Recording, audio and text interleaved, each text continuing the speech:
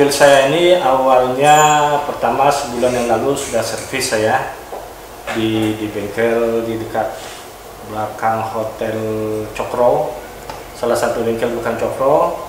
Saya servis sebulan lalu. Sudah itu karena mobil saya ini jarang jalannya, jadi saya ke pasar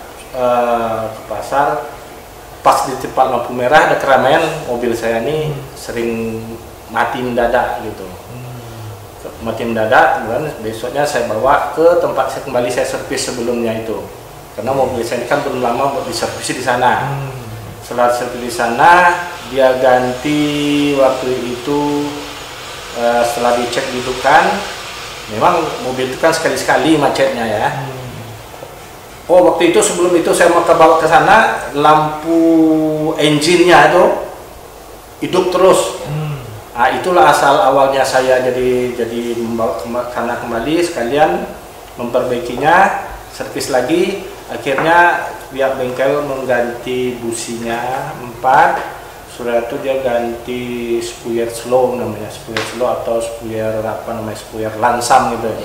Diganti. Saya waktu itu beli di jalan, kami beli di Jalan Harapan Raya seharga 325. Setelah dilihat oleh mekaniknya, oh jangan ini tidak asli, ini yang KW.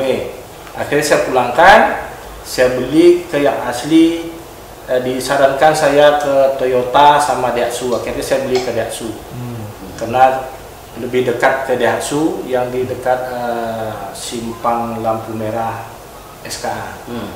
Saya beli di sana, harganya 490.000. 490, akhirnya saya tawar dapat 450.000. Dipasang, saya bawa ke bengkel, dia pasang. Nah, mobilnya bisa slow, udah bisa, ada lansam. Cuman kendalanya lampunya masih hidup. Nah, sedang lampunya hidup, dia coba-coba lagi diperhatikannya. Nah, dia bilangkan bahwa mobil ini kalau dapat dibawalah ke bengkel yang lain yang ada scannernya. Scanner namanya. Nah, karena di bengkel dia nggak ada. Akhirnya yalah besoknya mobil saya bawa pulang, karena mobil itu katanya enggak apa, masih bisa dibawa. Kebetulan tidak berpengaruh dengan jalan, cuman lampunya, lampu engine-nya hidup. Tapi kan kita was-was juga. Saya rencana mau keluar kota, mobil itu mau ke Bukit Tinggi nggak jadi, takut. Karena kalau masih dalam kota masih bisa saya telepon bengkel, bisa menarik mobil saya. Akhirnya saya batalkan, sundurkan. Sudah beberapa hari kemudian, besoknya saya bawa ke Toyota. Di Toyota dia scan dari pagi sampai sore baru dapat hasilnya. Akhirnya keputusannya ECU-nya harus diganti. ECU harus diganti, tapi mobil bisa bawa pulang. Katanya nanti indennya itu sekitar 2 minggu, mau paling lama sebulan lah, mengganti ECU-nya untuk dikirim. Akhirnya dengan pertimbangan itu saya bilang sama Toyota, oh saya bayar apa, saya tanya waktu itu bayar saya 230 cek apa itu 230, mobil saya bawa pulang, saya janjikan dulu, saya pikir-pikir sambil kena alatnya harganya 3.900.000. Nah, itu baru alat, nanti tambah servis. Ongkos. Akhirnya mobil saya bawa pulang.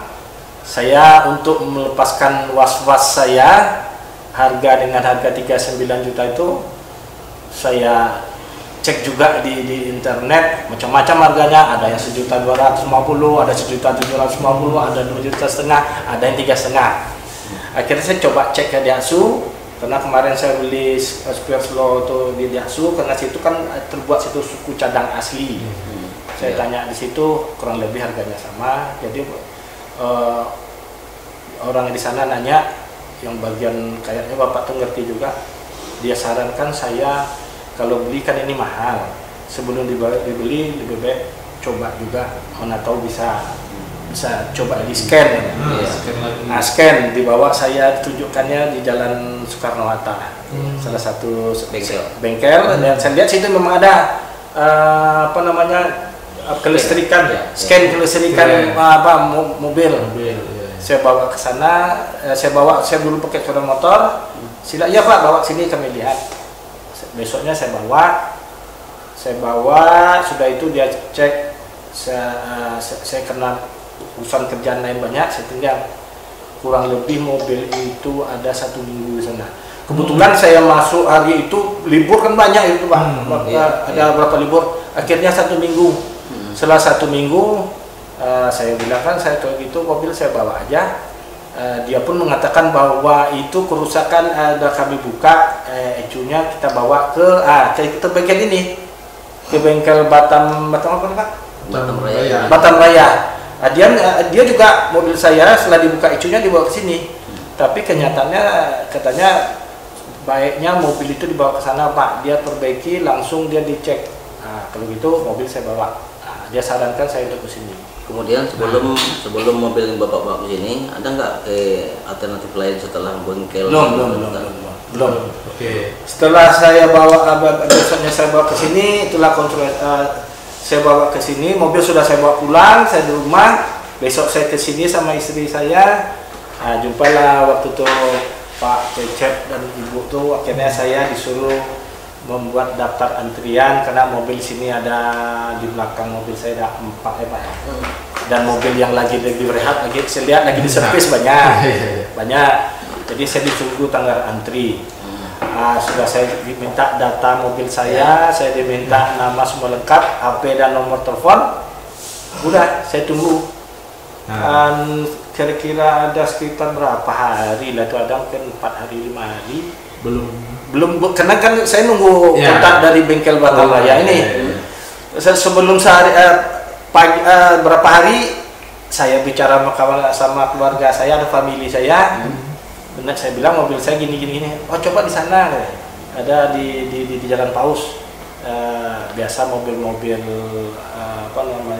mobil showroom dibawa ke sana. Kelistrikannya coba sana. Akhirnya saya bawa ke sana. Saya ke sana dulu pakai sepeda motor, sudah katanya ya bawa ke sini Pak.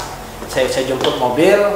Karena mobil ini kan tak bermasalah, hidup jalan terus, cuman kan dia engine apa namanya tuh?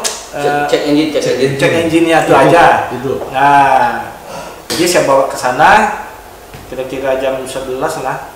Bawa dia cek apanya tuh yang apa namanya itu Pak? Scan itu ya. Scan tuh terus dia pakai komputer dia lihat, itulah dia suruhnya saya membeli apa namanya tadi Pak?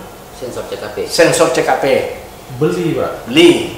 Saya beli pula sensor CKP itu di Daihatsu tadi. Di Toyota Mandiri yang asli 171.000. Udah terbeli lagi Pak ya? Beli. Kalau yang tadi yang di bengkel sana tuh dibeli itu 450, tapi setelah pasang memang langsam, mobil langsam ya. Bisa langsam, cuman lampunya yang hidup. Yang ini setelah saya beli, saya bawa ke sana. Saya tinggal karena saya pas pula mau jam sholat, saya pulang sama istri saya. Sudah itu sorenya saya telepon. Kiranya ada ibaratnya yang bos dari yang meriksa tadi, dia mengatakan bahwa mobil ini rusaknya IC. Jadi IC-nya mahal. Kalau pada ganti IC Pak, ganti baru. Karena hampir sama. Jadi kalau gitu mobil bisa saya bawa keluar Pak, pulang. Bisa bawa aja. Sorenya, karena saya sudah antrian di Batam Raya ya? Iya, Batam Raya. Batam Raya. Sorenya Pak Cecep nelfon saya, mobil udah bisa masuk. Karena sudah ada mobil yang keluar. Itulah besok paginya saya bawa mobil ke sini. Nah, oke. Assalamualaikum warahmatullahi wabarakatuh. Waalaikumsalam. Saya menanggapi dari histori, baik itu dari kronologis yang disampaikan oleh Bapak ini. Saya meluruskan, saya sebagai di sini pemilik dan juga teknisinya sekaligus Batam Raya Engineer di Kota Pekanbaru. Jadi begini, dari histori yang saya tangkap, itu mobil itu trouble-nya itu pertama dari ESC itu sifatnya dari gas buang yang berlebih di mobil pada setiap mobil untuk generasi pertama. termasuk generasi kedua di kategori ras, baik itu Avanza. Karena antara mobil Avanza dengan ras itu hampir sama dari kategori mesin, hampir mirip, hanya perbedaan di bentuk. Itu termasuk generasi pertama dan generasi kedua. Jadi begini, kalau membahas kita masalah sensor ESG itu untuk di kalangan umum, saya perlu menyampaikan narasi kepada masyarakat umum secara luas, karena ini menyangkut nanti termasuk wawasan, agar nanti si pemilik mobil dimanapun saja berada, agar tidak terlanjur membeli. Lihat dari fisik mobil ini jarang pakai, hanya saja ini dipakai sekali-sekali, jadi gas buang itu menumpuk, tidak selalu beraturan dalam pemakaian. Jadi istilahnya mobil ini kurang jalan. Jadi kalau saya ambil dari inti masalah ini, itu sensor ESG nggak perlu diganti. Sensor ESG itu kalau di usia pemakaian, kalau saya lihat dari histori mobilnya, 47.000 itu masih bisa dibersihkan. Tinggal dibersihkan pakai karburator cleaner, udah dibersihkan, dikeringkan, dipakai. Saya menjamin itu, digaransi untuk pemakaian 1 tahun, 2-3 tahun masih bagus. Karena begini, ESG yang dibeli di pasaran itu kualitasnya separuh lebih buruk daripada bawaan. Karena saya sendiri menjual barang copotan untuk kelas-kelas ESG, saya menjual copotan 500.000 satu biji. Copotan itu bekas. Artinya yang punya bapak itu kalau saya ambil, saya bisa jual 500 satu biji. Sementara si bapak ini beli di luar berapa, Pak? Hah? Berapa bapak beli di luar? 450. 450, itu KW1. Saya jamin KW1. Sebelum mobil ini saya eksekusi, saya sudah ambil datanya terlebih dahulu.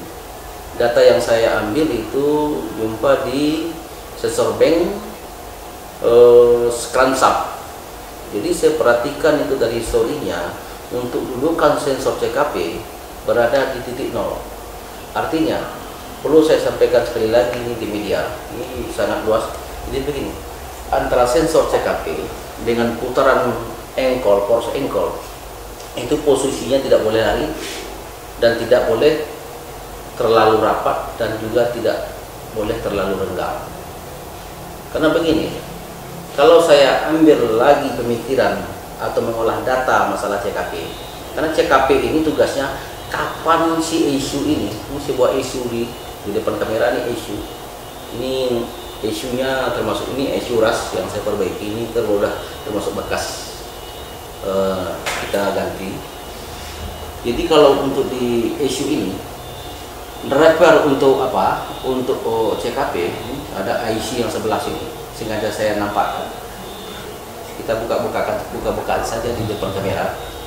Ini IC untuk driver CKP. Kemudian kalau untuk di langsam ada driver edel namanya. Jadi kalau di driver edel biasanya tuh mobil itu digas susah, nggak mau dapat.